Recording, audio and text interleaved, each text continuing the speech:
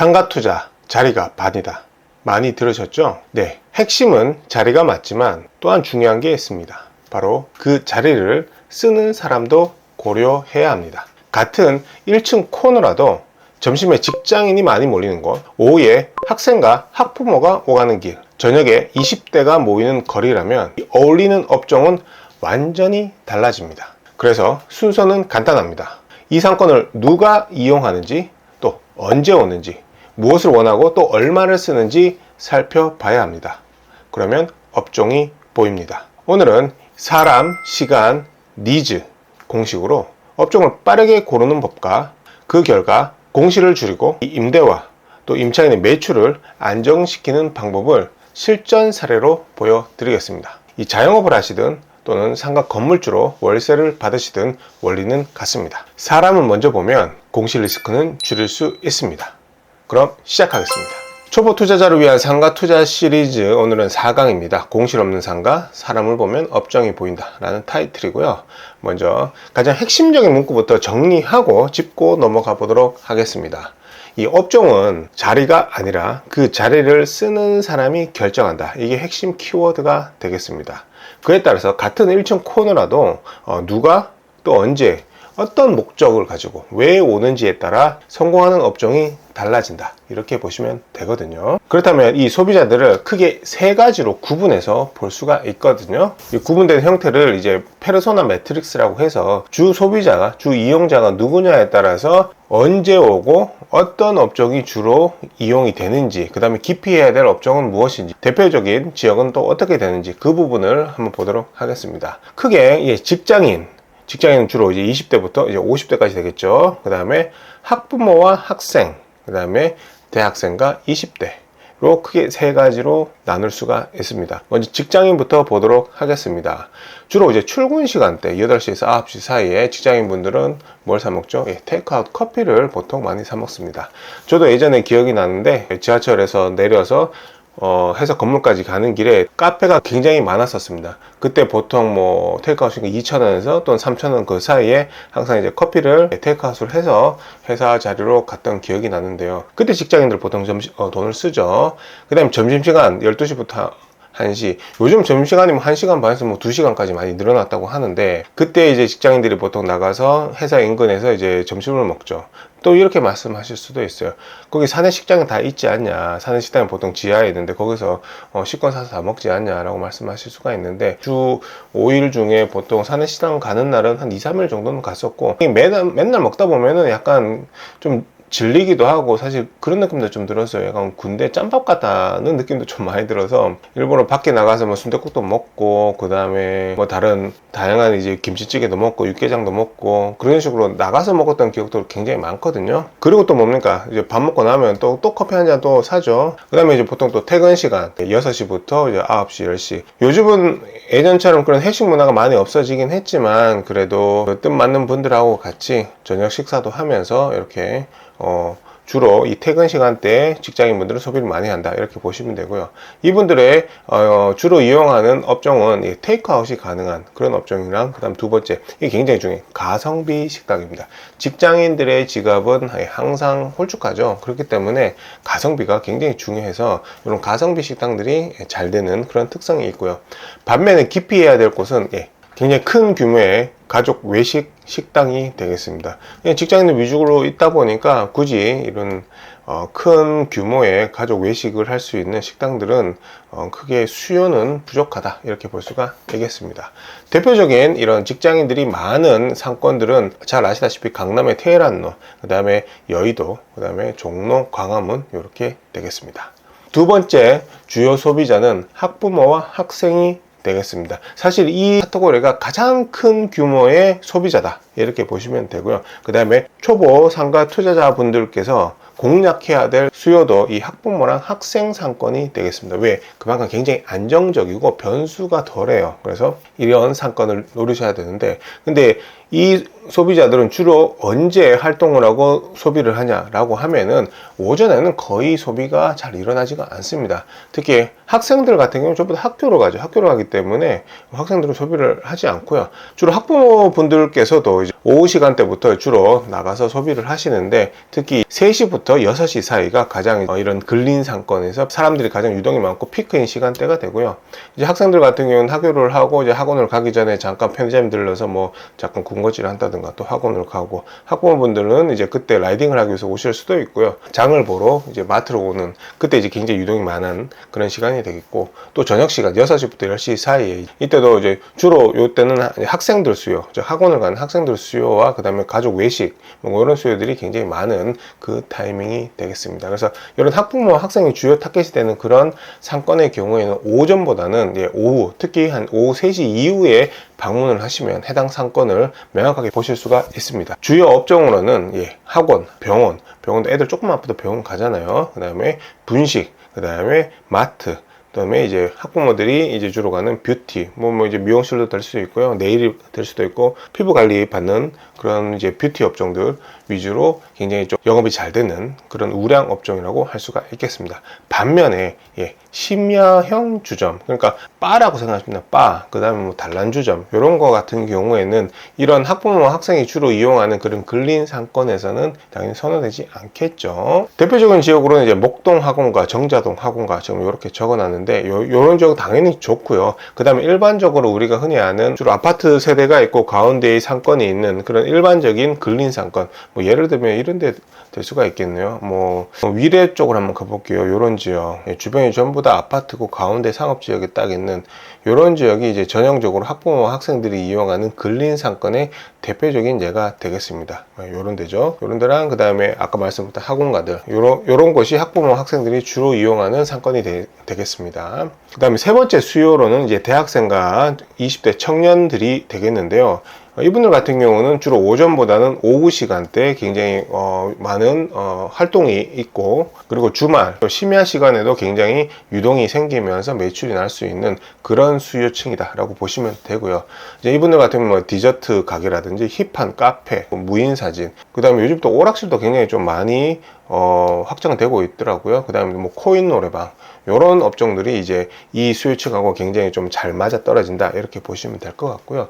반대로 기피해야 될 것은 가족형 외식, 이런 업종들은 이 수요층하고는 좀 결이 맞지는 않죠. 대표적인 상권으로는 뭐 서울의 홍대 입구역, 그 다음에 안양 범계역 상권, 분당의 서현역 상권, 이렇게 되겠습니다. 이렇게 세 가지 수요층을 구분해 가지고 이 페르소나 주 이용자 매트릭스를 한번 살펴봤고요. 이걸 근거로 해서 사례를 들면서 제가 한번 보여드리도록 하겠습니다. 첫 번째 이제 사례인데요. 이게 직장인들이 주로 이용하는 여의도 상권을 한번 보도록 하겠습니다. 보시면은 요 건물에 이렇게 지금 1층에 보면은 뭐 요건 베어글스 부동산 커피, 그 다음에 또 커피집, 이런 식으로 또 젤라또 가게 이렇게 있는데, 요런 테이크아웃 위주의 10평 내외의 카페랑 아이스크림을 파는 이런 가게들이 굉장히 잘 되고요. 한 가지 예를 들면은 요 전용 8.6평의 이 커피 가게가 여기 실제 임대료입니다. 1억에 400만 원입니다. 평당 46만 6천 원이에요. 물론 이게 여의도에서 굉장히 좀 비싼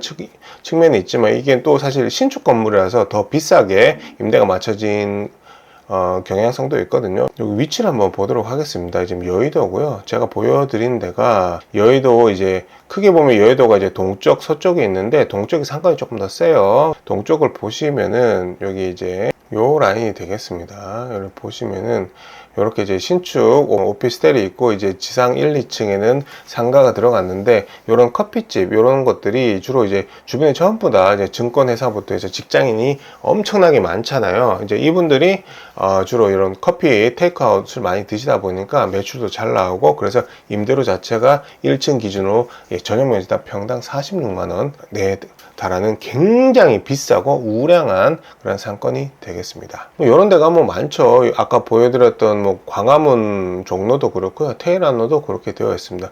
뭐 광화문 보시면은 여기도 지금 여기가 옛날 광화문 D타워랑 르메이에르 종로타운 이렇게 해서 신축 빌딩들이 들어서면서 이 뒤편에 보면은 이렇게 테이크아웃 커피집들이 굉장히 좀 많아졌어요. 여기도 보면은 뭐 커피집 있죠. 이게 예전에는 요 골목 자체가 이런 앞에 보시는 큰 신축 빌딩들이 들어오기 전에는 여기가 물론 좋긴 했지만 이 빌딩들이 들어오고 나서 직장인들 수요가 더 많아지면서 이런 여기 상권 라인이 더 좋아졌고요. 이런 식으로 보시면 됩니다. 네. 여기도 보면 테이크아웃 되는 커피집들이 굉장히 많아요. 여기 보세요. 여기 메가커피, 컴포즈 커피, 백다방, 더 벤티, 또 카페. 요 한 라인에 지금 하나, 둘, 셋, 넷, 다, 일곱 개 구분 상가가 있는데 그 중에 4개가 5개구나. 5개가 커피집이고 하나가 CU. 그 다음에 하나는 또 호두를 파는 뭐 그런 가게 되겠습니다. 지금 7개 있는데, 5개가 커피집인 직장인이 많은 곳은 이런 식의 테이크아웃점이 적합 업종이다. 이렇게 보시면 됩니다. 왜? 수요층이 직장인이기 때문에 그렇죠. 그리고 이제 그렇다면 이제 두 번째로 한번 가볼게요. 두 번째 이제 주로 학부모와 학생들이 이용하는 그런 학원가 상권이나 아까 보여드렸던 근린 상권의 경우에는 성격이 또 조금 달라져요. 여기는 지금 제가 예를 갖고 온 게 하나가 이제 목동 학원가예요. 목동 학원가에 보면 여기 3층에 학원이 들어가 있는데 여기 보면은 뭐 수학학원도 있고요. 과학학원, 국어학원 이렇게 있는데 3층 전용 30.3평이 임대료가 6,380만 원, 평당 12만 5천 원이에요. 반면에 같은 목동 학원가인데 여기는 2층이 바로 돼 있어요. 바로 돼 있고 전용 25평인데 평당 임대료가 2천에 150, 평당 6만 원입니다. 그리고 이 바 같은 경우는 같은 목동 학원가에도 불구하고 업종이 좀 안 맞죠. 그러다 보니까 이게 나중에 공실이 생겨요. 공실이 생기고 이후에 이제 사진관이 들어오는 그런 자리가 되겠는데 같은 목동 학원가인데 하나는 3층인데 평당 12만 5천 원이고 또 하나는 2층인데 6만 원인 임대료입니다. 상식적으로 생각했을 때는 2층이 3층보다 더 높아야 돼요. 임대료가. 물론 여기가 이제 입지마다 조금씩 다르긴 하겠지만 이게 제대로 된 업종이 들어왔으면 이 경우도 요 입지도 바가 아니라 뭐 학원이 들어왔었으면 6만 원보다는 좀 더 받을 수 있었을 텐데 라는 생각이 들거든요. 여기도 위치를 한번 보면서 제가 말씀 한번 드릴게요. 이런 지역 같은 경우는 뭐 공실 걱정 없죠. 너무너무 좋은 데인데 한번 보시겠습니다. 아까 봤던 제가 이제 목동 학원가를 조금 말씀을 드리자면 이 목동이 지금 요렇게 생겼잖아요. 이게 가운데 일반 상업지역이 쭉 관통을 하고 그 상업지역 양옆으로 해서 이렇게 아파트 단지가 있는 그런 모습의 지역이 되겠으며 이 가운데 지역으로 해서 학원가들이 여기는 좀 특이하게 뭐 정자동 학원가나 대치동 학원가 같은 경우 보면 좀 밀집되어 있는데 목동 학원은 그렇진 않아요. 이렇게 군데군데 학원들이 입점해 있습니다. 그게 좀 차이점이 있고요. 지금 말씀드렸던 그 학원 같은 경우는 여기 목동 2단지와 5단지, 6단지, 1단지 사이에 있는 요 평화의 거리, 요 근린 상권에 위치한 건물이고 여기가 또 학원가가 굉장히 좀 선호되는 입지가 되고 여기는 제가 한 몇 개월 전에 갔을 때만 해도 부동산 사장님 통해서 들어보니 학원을 하시려고 임차인분, 학원 원장님들께서 지금 대기표 끊고 기다리고 있는 그런 지역이 되겠습니다. 거기에 지금 여기 현대파크빌이라고 여기 건물이에요. 여기 건물에 3층이 평당 한 12만 원 좀 넘게 임대료가 책정이 되어 있는 그런 라인이 되겠으며 주변에 보시면 옆에 건물도 보면은 뭐 국어학원 있고요. 스터디 카페도 있고요. 또 국어학원 있고 수학도 오마카세? 수학 오마카세는 뭘까요? 잘 모르겠습니다. 아무튼 이 해당 학부모랑 학생들이 많이 이용하는 학원가 지역에 이런 상층부에 학원이 들어오면 딱 업종이 정확하게 맞아 떨어지죠. 그렇기 때문에 입지도 좋은데 업종까지 맞아 떨어지니 3층인데도 불구하고 평당 12만 원이 넘는 굉장히 비싼 가격에 맞춰졌습니다. 사실 다른 상권이면 1층인데도 평당 12만 원 안 되는데도 굉장히 많거든요. 그럼에도 불구하고 여기는 3층인데도 그런 가격을 받고 있고요. 아까 제가 보여드렸던 바 자리가 이쪽이에요. 옆으로 좀 가면 여기 코너에 있는 목동 정문약국이라고 보이시나요? 여기 있는 건물인데 입지는 아까보다는 조금 떨어지죠. 조금 외지 쪽에 있다 보니까 조금 떨어지긴 하는데 여기 보시면은 지금 이 건물이에요. 지금은 사진관이 들어온 이 자리인데 예전에 제가 임장을 갔을 때 보면은 여기가 보이시나요? 바예요, 바. 이게 목동 학원가에 있는데 심양 주점인 바가 들어서니 누가 이용하나요? 지금 학부모나 학생들이 주로 이제 돈을 쓰는 장소인데 이거는 아버지들이 쓰는 데잖아요. 집 앞에서 여보나 잠깐 바 좀 갔다 올게 라고 갈 수는 없는 거잖아요. 사실은 말이 안 되죠. 안 맞아요.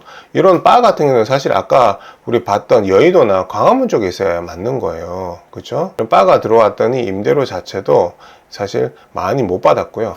25평에 2,150, 평당 6만 원이었고, 그리고 이거는 바는 공실로 됐다가 나중에 이제 사진관으로 맞춰진 그런 히스토리가 있는 물건이 되겠습니다. 같은 목동인데도 뭐 입지별로 조금은 차이겠지만 업종이 학원이냐 바이냐에 따라서 전용 면적당 평당 임대료가 하나는 12만 6천 원이었나요? 하나는 12만 5천 원이었고 하나는 6만 원이 거의 2배 이상 차이가 난 그런 사례가 되겠습니다. 즉 누가 그 상권을 이용하는지 굉장히 중요하다는 게 확 느껴지시죠? 또 하나 사례 한번 보여드릴게요.